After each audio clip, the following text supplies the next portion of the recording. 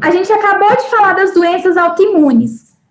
Eu espero que vocês tenham entendido mais ou menos. A tolerância, né, ela é aquele mecanismo que as nossas células têm de reconhecer aquilo que é próprio do que não é próprio. Quando o sistema de tolerância falha, ele deixa passar uma célula imune que tá autorreativa, que está reconhecendo uma célula, por exemplo, lá do meu cérebro, ela está reconhecendo como estranha. Aí ela vai lá e ataca e eu tenho esclerose, por exemplo. Só para vocês terem ideia de mais ou menos como surgem as doenças. Então, quando falha, eu tenho a doença autoimune. Mas e se eu nascer sem essa célula imune, sem esse componente imune? Já imaginou eu nascer sem uma daquelas proteínas lá da cascata do sistema complemento? Ela não vai funcionar, não vai formar o MAC. E se eu nascer sem um neutrófilo, que é a célula mais abundante? Penso tanto de infecção bacteriana que essa pessoa não vai ter ao longo da vida. Então, é muito sério isso das imunodeficiências, sabe? Às vezes, a pessoa, ela fica doente, ela tem infecção de garganta várias vezes ao ano, tem 2 pneumonias pelo menos ao ano, a gente fala que as otites, né? Tem infecção de ouvido várias vezes, não é uma vez, tá, gente? É várias vezes ao ano e não sabe o que é. E aí vai investigar, tá faltando um componente do sistema imune, por isso que ela tem essas doenças.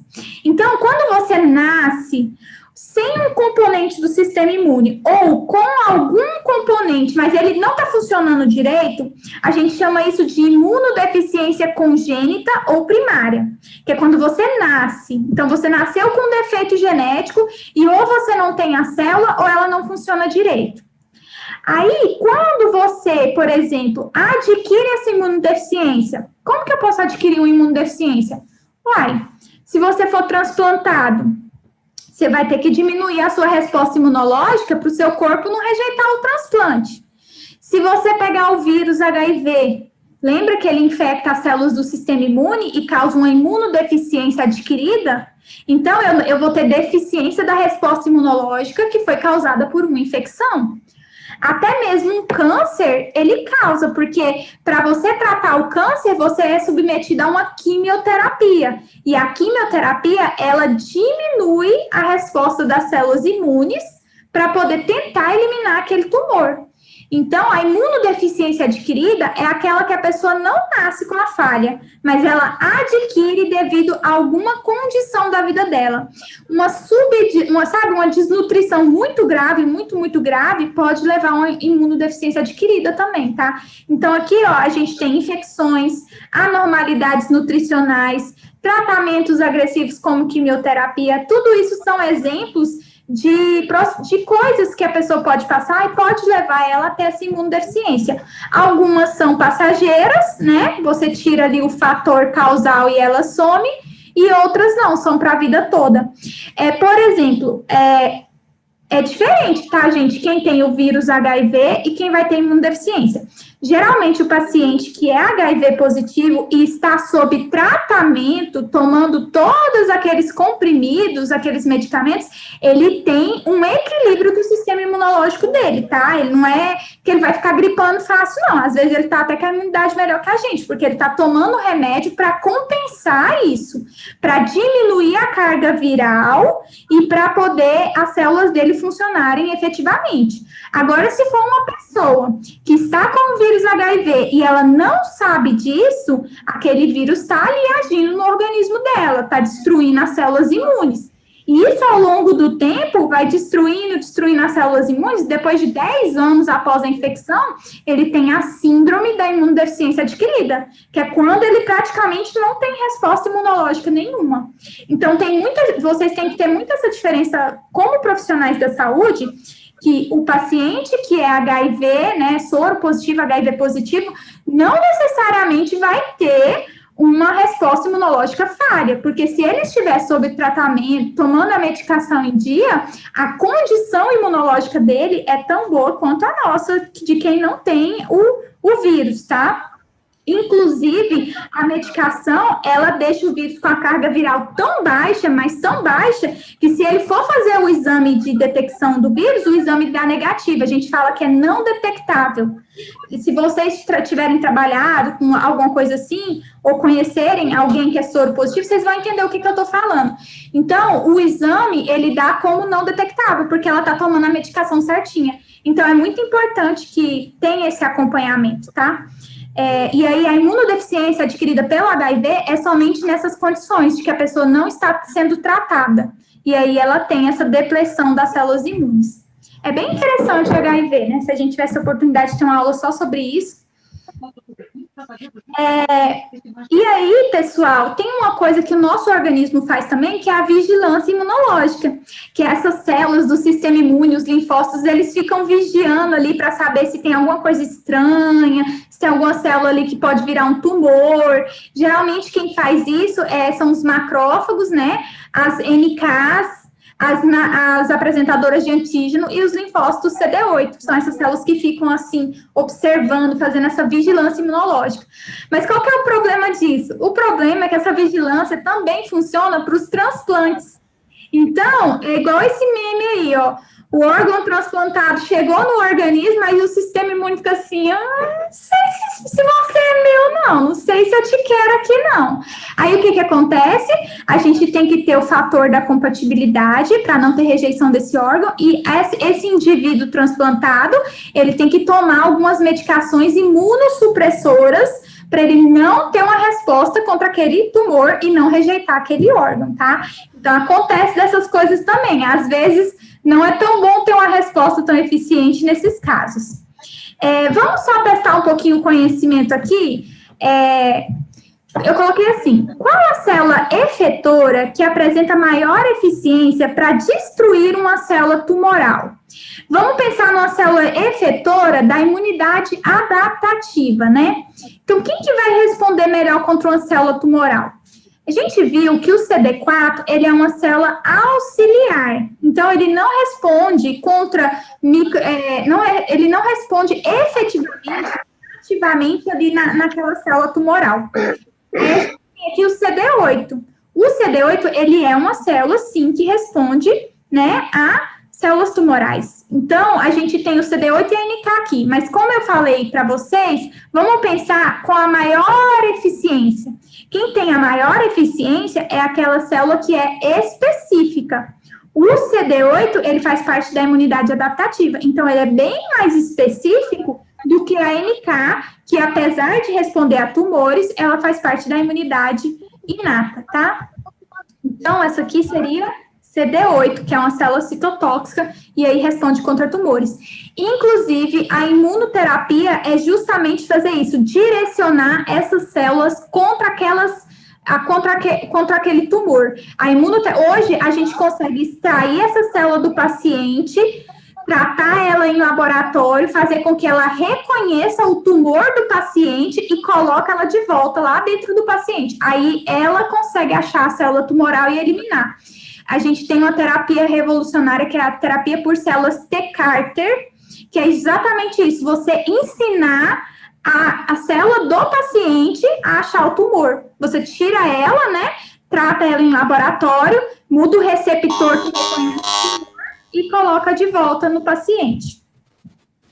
Outros tipos de doenças, patologias do sistema.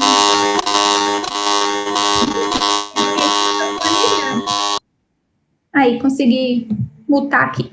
Então, outro tipo de patologias que a gente tem do sistema imune são as hipersensibilidades. Eu vou falar bem rapidinho delas, tá? O que é uma hipersensibilidade? É aquela alergia exagerada. Não é aquela alergia só espirrar, não. É aquela que fecha glote, fica totalmente vermelho. Então, é aquela alergia excessiva. Essas hipersensibilidades, elas podem ser de 4 tipos. Elas podem ser anafiláticas, que é a do tipo 1, que é aquela alergia que é rápida. A pessoa comeu amendoim e já fechou a garganta. Comeu camarão, né? A gente fala que pobre que tem muita alergia de camarão, que não pode comer a primeira vez que vai comer, já dá alergia. Mas acontece essas coisas mesmo, tá? Então, o tipo 1 é isso. A gente tem aquela resposta rápida, né? Que chega até a fechar a glote. E quem participa disso são os anticorpos da classe IgE.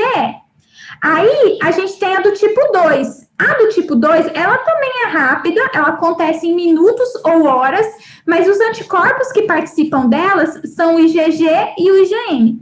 Quando eu falo que o anticorpo participa, quer dizer que ele vai fazer opsonização, marcação. A gente vai entrar em contato com o antígeno, né, com o alérgeno, e aí esses anticorpos grudam nele e as minhas células imunes vêm e combatem aquele micro-organismo.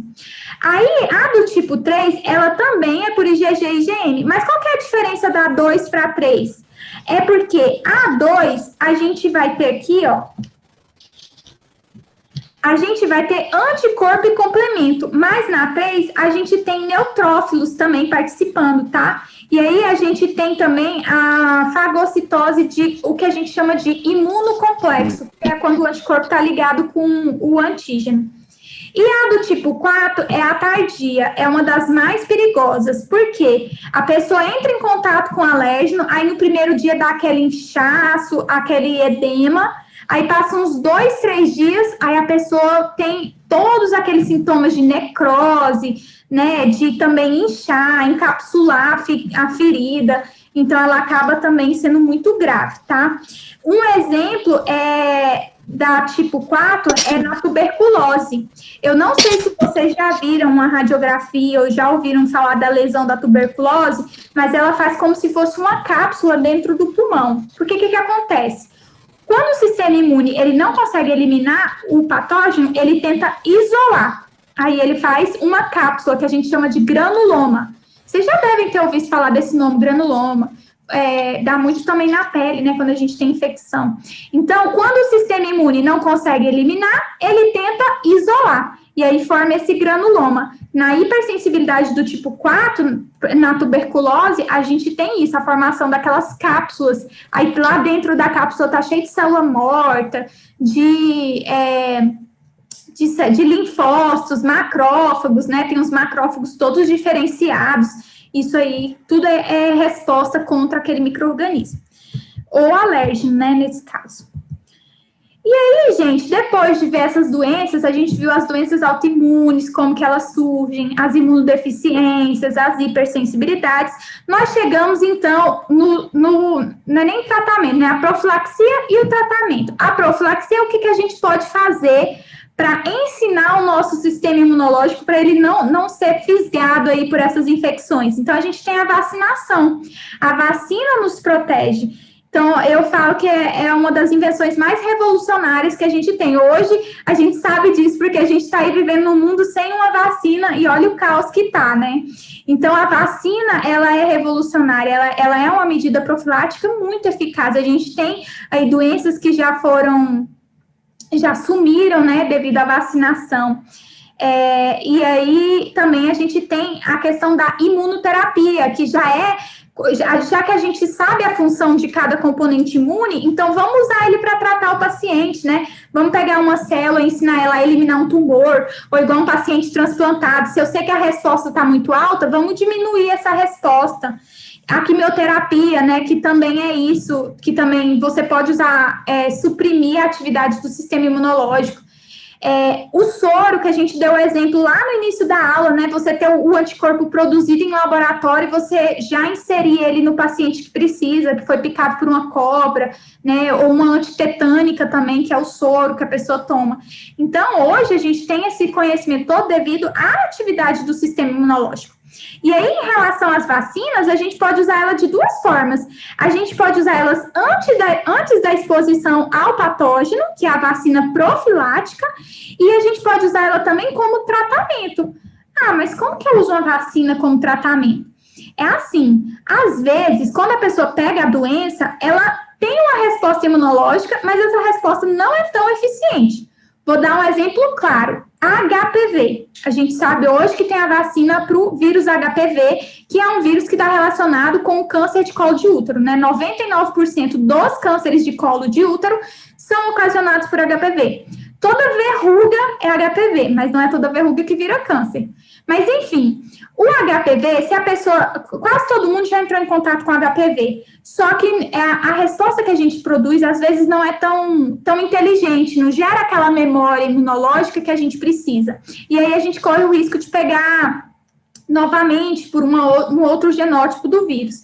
Aí você pode aplicar a vacina, por exemplo, a mulher foi diagnosticada com câncer de colo de útero por HPV. Ela pode tomar a vacina? Pode. Essa vacina vai ajudar ela?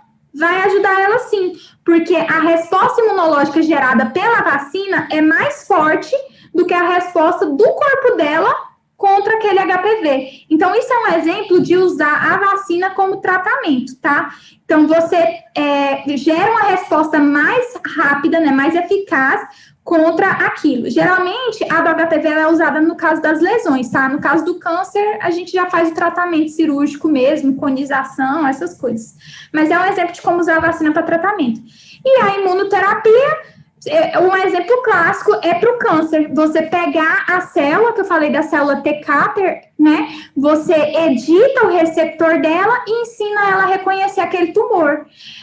Foi assim que a Ana Maria Braga passou um tempo atrás, que ela se curou daquele câncer de pulmão que ela teve. Ela fez imunoterapia, né?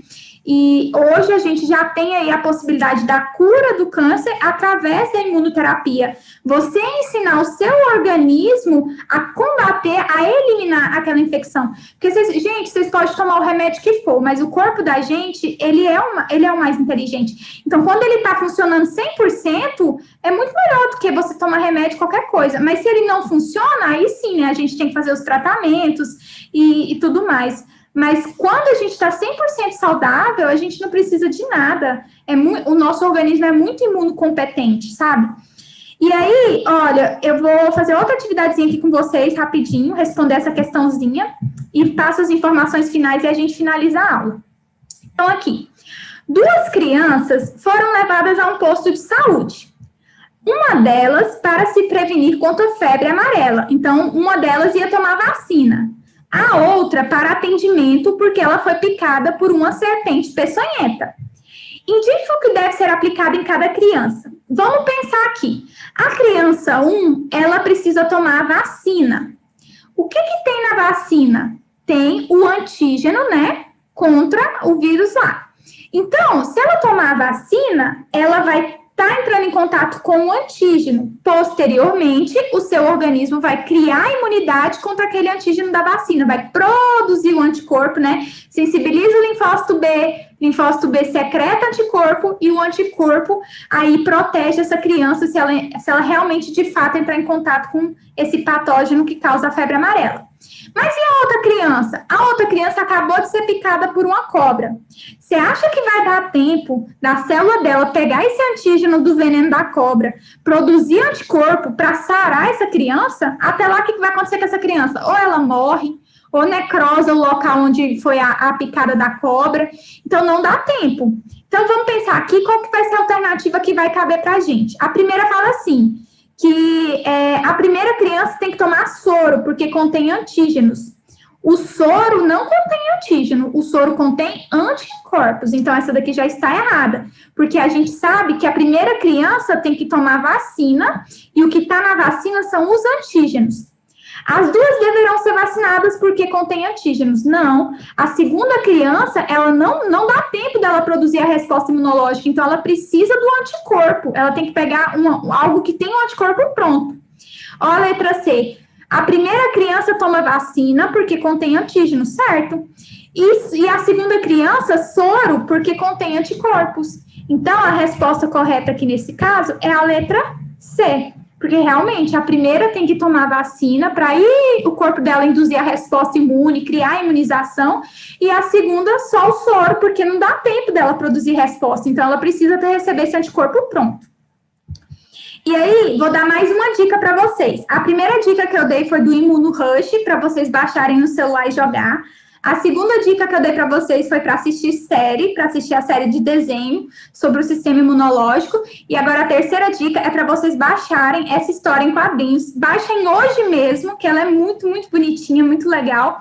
E aí vocês vão acompanhar como que as nossas células imunes, elas vão aí ajudar na imunoterapia, né? através da imunoterapia, a eliminar células cancerosas. Então, é muito lindinho. Isso aqui foi muito bem feito, sabe? Foi uma equipe de um hospital que fez para mostrar para as crianças e para a família como que ia ser o tratamento que aquela criança ou que aquela pessoa ia receber. Então, depois vocês vão baixar lá no Play Store, Imuno-T, aí vocês colocam lá em espanhol, porque não tem em português, e colocam em áudio, porque tem a musiquinha, é muito legal. Aí vocês vão passando com o dedo, assim, ó. A história é em gibi, mas ela é toda interativa, então é muito lindinho, muito legal. Para quem não conhece, gente, baixa também, porque é muito fácil de aprender imuno assim, tá? Agora eu vou abrir para perguntas para a gente finalizar. A Andresa perguntou assim, professora, a vacina é imunização ativa ou passiva? Vamos pensar? A vacina vai ter o antígeno, certo? E aí, esse antígeno vai encontrar as minhas células imunes, e essas células imunes vão, que é o linfócito B, né? Ele vai começar a produzir anticorpo. Se a gente for pensar em questão de ativo, pensa, não teve trabalho para fazer isso? Ela não teve que ir lá ativamente ser sensibilizada, pegar esse antígeno, ter uma resposta para ele, para secretar esse anticorpo. Então, a vacina, ela é ativa, é resposta à imunização ativa, porque o indivíduo, ele teve que ter o trabalho todinho de produzir a resposta.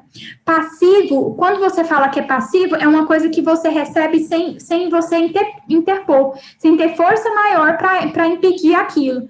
Então, aquele menininho, por exemplo, que foi picado por cobra, que recebeu o soro, ele recebeu uma imunização passiva, porque ele recebeu o anticorpo prontinho. Vamos pensar num outro exemplo de imunização passiva. Vamos pensar na amamentação. Por que é tão importante a mãe amamentar a criança até pelo menos os 6 meses de idade? Porque o leite materno, ele é rico em anticorpos. E a criança, ela ainda tem um sistema imune muito frágilzinho, ele ainda é muito precoce. Ele não consegue responder a tudo. Então, até onde a mãe amamentar a criança, ela vai estar sendo imunizada, ela vai estar recebendo todos aqueles anticorpos que essa mãe tem. Por isso que a amamentação é tão importante. E se vocês forem perceber, a criança que, por exemplo, toma fórmula, ela acaba tendo a imunidade mais fraquinha, ela acaba ficando mais doentinha do que aquela criança que amamentou um bom período, né, mais de 6 meses. Então, gente, se vocês tiverem oportunidade, meninas, amamentem o tempo que, sabe, demanda livre, amamentem o tempo que precisar e deixa a criança solta, pezinho no chão, para comer terra mesmo, brincar, porque daí você vai fortalecer o sistema imune dessa criança. Criança que é muito guardadinha na caixinha, igual boneco, ela fica muito doentinha. Se vocês verem isso na família de vocês, na vivência de vocês, vocês vão perceber isso. O sistema imune, ele precisa ser ensinado. Então, desde criança, você vai ensinando esse sistema imune a reconhecer aquilo que é, enfim, antígeno ruim, antígeno bom, e aí vai se fortificando. Então, eu falo assim, que a criança que teve infância feliz, de terra, de comer terra, mexer com bicho, ela vai ser um adulto feliz, porque ela vai ficar menos doente, sabe? E, lógico, a gente tem várias coisas que podem interferir na imunidade, a gente viu aí as doenças, mas ajuda muito. Temos outra pergunta aqui. Tanto a imunidade adaptativa humoral quanto a celular vão ter a função de citotoxicidade, sendo que a humoral mediada por anticorpos? É assim, o que acontece? A citotoxicidade, ela vai ser feita pelas células. Quando eu falo que eu tenho citotoxicidade mediada por anticorpos, o que eu quero dizer com isso? Eu quero dizer que esse anticorpo, ele não fez citotoxicidade, ele fez o seguinte, ele foi lá e grudou na membrana de um patógeno, vamos dizer que o anticorpo grudou na membrana de uma bactéria. Esse anticorpo, ele vai fazer opsonização, marcação. Por que vai ser citotoxicidade? Porque ele vai atrair um CD8, um linfócito TCD8. Esse linfócito TCD8 vai reconhecer esse anticorpo e vai liberar os grânulos lá em cima daquela bactéria. E aí a célula vai ser levada à apoptose. Então, citotoxicidade mediada por anticorpos é quando ocorre essa citólise, só que ela ocorreu porque tinha um anticorpo grudado ali. Vou dar um outro exemplo. O eosinófilo, né, ele é uma célula que combate parasitas. Aí, se eu tiver... O IgE também é um anticorpo que combate parasitas, certo? Às vezes, para potencializar a resposta, o IgE, esse anticorpo, ele se liga no parasita, e o eosinófilo, ele é atraído para esse IgE. Aí ele se liga nesse IgE e o eosinófilo, por ser uma célula granulosa, ele libera os grânulos lá naquele parasita. E aí eu tenho a citotoxicidade, são esses grânulos liberados pelo eosinófilo, induzidas pelo IgE que estava grudado no parasita. Então, é isso que é citotoxicidade mediada por anticorpos. É quando o anticorpo, ele vai atrair uma célula que vai induzir a citose. Ficou claro, eu acho? Não sei se ficou claro. Mais alguma dúvida, pessoal, que vocês têm em relação, no geral, assim, do sistema imune? Tranquilos, então, essa parte? Deixa eu ver se tem mais alguma coisa aqui para frente. Bom, o que eu queria passar para vocês era isso. Em relação às atividades, só vou relembrar porque teve gente que entrou depois. As atividades da primeira VA são todas aquelas que estão lá no AVA. Aquilo lá vai valer os 50 pontos da primeira VA. Tem 5 atividades pós-síncrona e 3 de enviar. A segunda VA, eu vou postar esse final de semana. Vocês têm que ter paciência, porque como eu entrei essa semana, são cinco disciplinas. Só vocês aqui hoje, tem 5 turmas aqui hoje. Tem a biomedicina do 4º período, a biomedicina do 2º, a fisioterapia do 2º, a enfermagem do 2º e a farmácia do 2º. Pensa só, o tanto de aluno que não tem. Então, a gente tem 5 turmas só nessa disciplina. Então, tem que ter uma paciência aí. Aí, o que vai acontecer? Os 50 pontos da segunda VA, eu vou postar as atividades lá no AVA. São aquelas 4 questõezinhas pós-síncrona e uma atividade só de enviar, que é um joguinho. Eu vou fazer lá com vocês, tá? Então, vai ser bem tranquilo, vocês não vão ter dificuldades. Em relação à prova, vocês vão fazer a prova de imuno semana que vem. Serão 10 questões para a primeira VA e 10 questões para a segunda. Ai, professora, mas é muita coisa, eu tô com medo, e se eu for mal na prova? Se vocês forem mal na prova, a gente vai ter um plano B, vocês não se preocupem. Eu não vou deixar vocês irem prejudicados só porque a gente precisa ter essa nota, não, tá? Porque minha obrigação como professora é ensinar vocês. Infelizmente, ninguém entrou no meu lugar. Tô aqui de vítima igual vocês. Mas eu tenho muita responsabilidade no que eu faço. Eu amo muito essa disciplina e o que eu puder passar para vocês, eu vou passar. Então, se vocês tiverem muita dificuldade, a gente faz aula de reforço. Outra coisa, essas disciplinas têm monitores. Então, eu vou passar depois para vocês, até amanhã, eu vou passar o grupo de estudo que tem os monitores de imuno. Eu vou estar dentro desse grupo também, para ajudar vocês. Quando vocês forem estudar ou fazer as atividades, vocês podem ir mandando no grupo e a gente vai tirando as dúvidas, tá? Então, não se preocupem, que eu não quero que ninguém saia prejudicado dessa disciplina. Eu quero que vocês entendam pelo menos o princípio da imuno, sabe?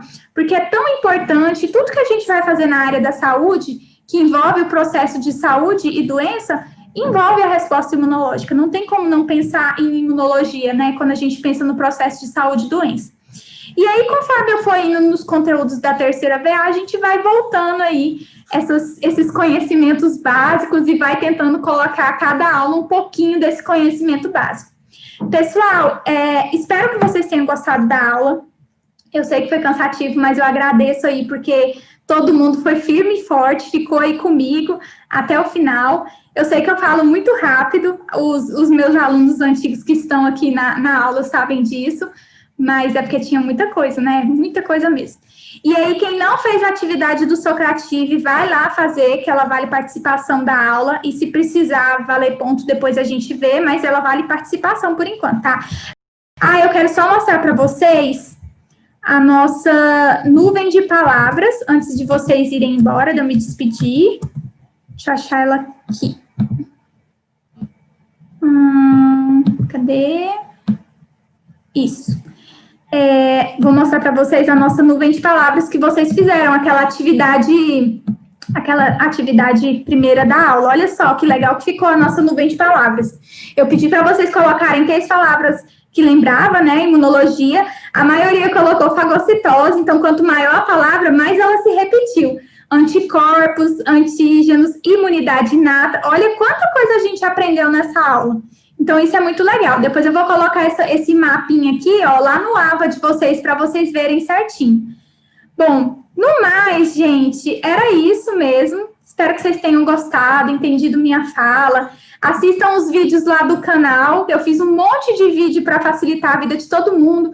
Então, se vocês não aprenderam imuno nesse semestre, vocês têm aí as férias para aprender imuno. Tem o resto do semestre todinho aí para ir assistindo e devagarzinho vocês irem pegando, tá? Lá tem tudo isso que a gente falou e muito mais. No mais, se alguém tiver dúvida, a hora é agora. Se não, vocês já podem ir aí saindo, deslogando, e eu vou me despedir de vocês. Em relação à gravação, eu vou gravar e vou postar lá no YouTube depois, vou avisar vocês, tá? Espero que vocês tenham gostado e nas próximas aulas a gente continue aí interagindo e trazendo mais coisas. Então tá, pessoal. Tô vendo que vocês estão se despedindo aí. Essas aulas vai ficar no VA? Vai, todas as aulas eu vou postar o link lá no AVA, só que vai demorar, tá? Eu só vou conseguir postar esse vídeo final de semana, porque eu tenho que editar, que o YouTube, ele não deixa eu ser vídeo muito grande, eu vou ter que fazer repartição. Mas vai chegar lá, vocês vão ter essa aula lá. Agora, a aula em PDF, o material, já vou colocar agora no AVA, então agora mesmo vocês vão ter acesso a ele. E vai estar na semana 14, e lá no liceu também eu vou colocar a aula, tá? Então, vocês também podem acompanhar por lá. Bom, vou finalizar, então. Até a próxima. E já falei para vocês 1 milhão de vezes, mas qualquer problema mesmo em relação à disciplina, vocês entrem em contato comigo. Como eu falei para vocês, a minha preocupação maior é em relação ao conhecimento que eu quero deixar para vocês, tá? Nota, a gente recupera, a gente consulta material, a gente dá um jeito. Mas o mais importante é vocês entenderem pelo menos um pouquinho do que é o conteúdo, tá bom? Então tá, pessoal, fiquem com Deus, bons estudos aí, tenham um bom final de semana e boa semana de prova. Aí as aulas práticas a gente vai se ver sem ser nessa semana, na próxima, tá? A gente vai organizar certinho, eu aviso vocês. Até logo, tchau!